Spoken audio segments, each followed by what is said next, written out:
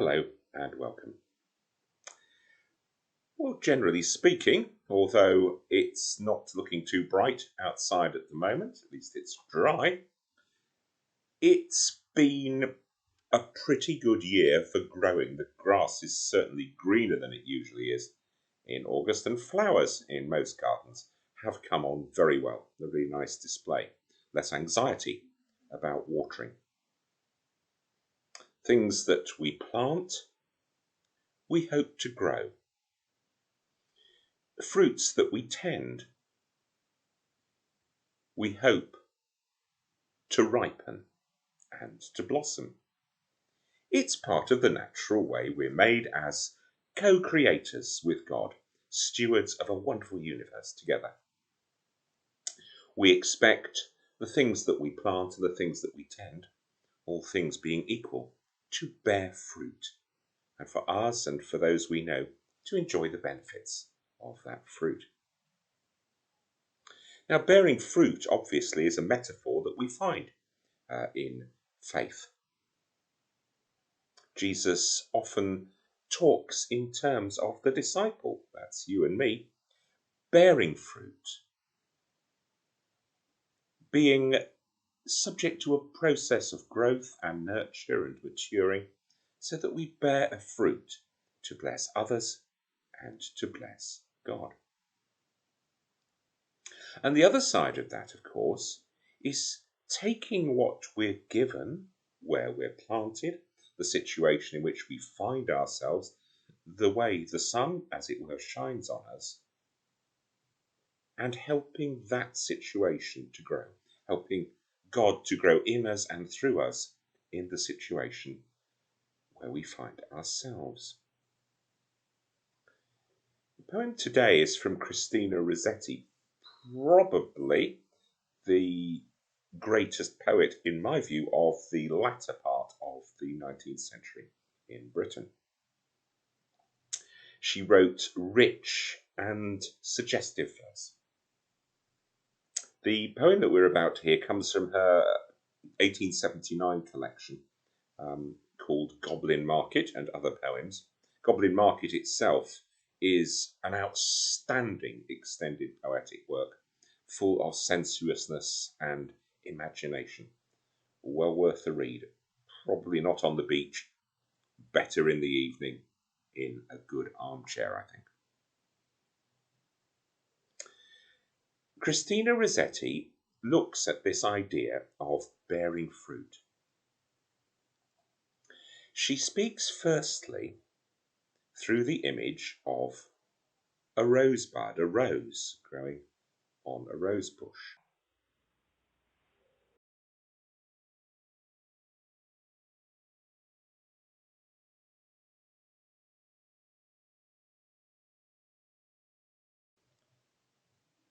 But this rose is faded. This rose has not grown well. This rose is perhaps past the ability to be fruitful.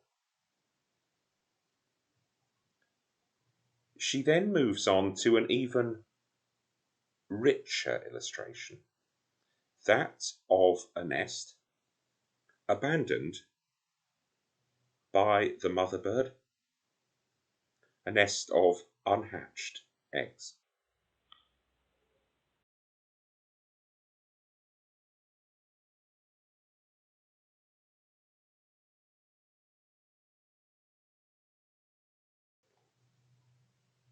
For Christina Rossetti, there's a suggestion that these aspects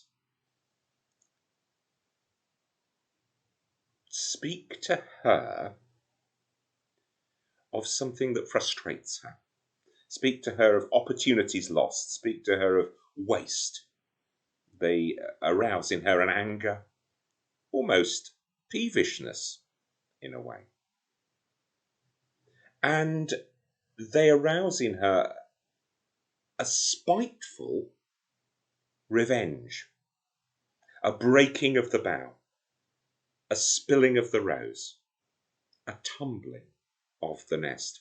It's a very visceral image. It's a very human image of rage at things not having been as we would have hoped them to be, and in God's perfect plan as really they should have been. And she reacts.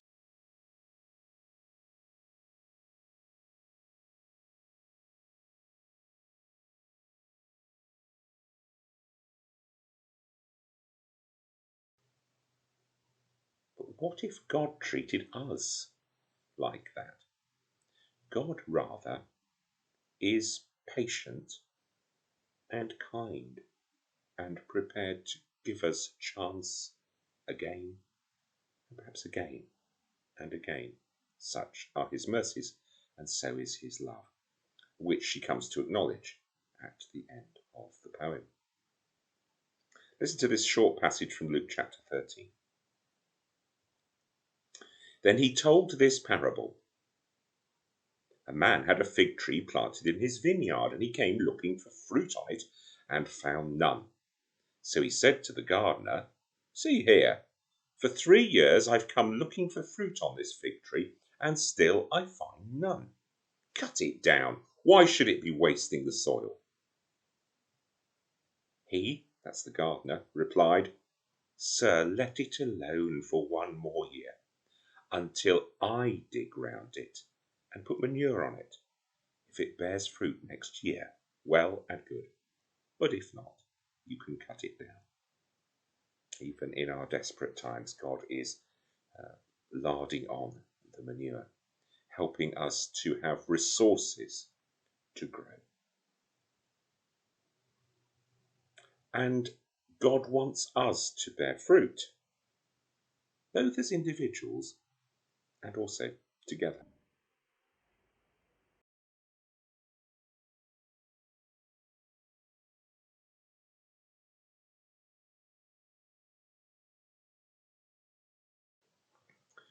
Let's finish with the poem, which Rossetti calls Symbols. I watched a rosebud very long, brought on by dew and sun and shower, waiting to see the perfect flower. Then, when I thought it should be strong, it opened at the matin hour and fell at evensong.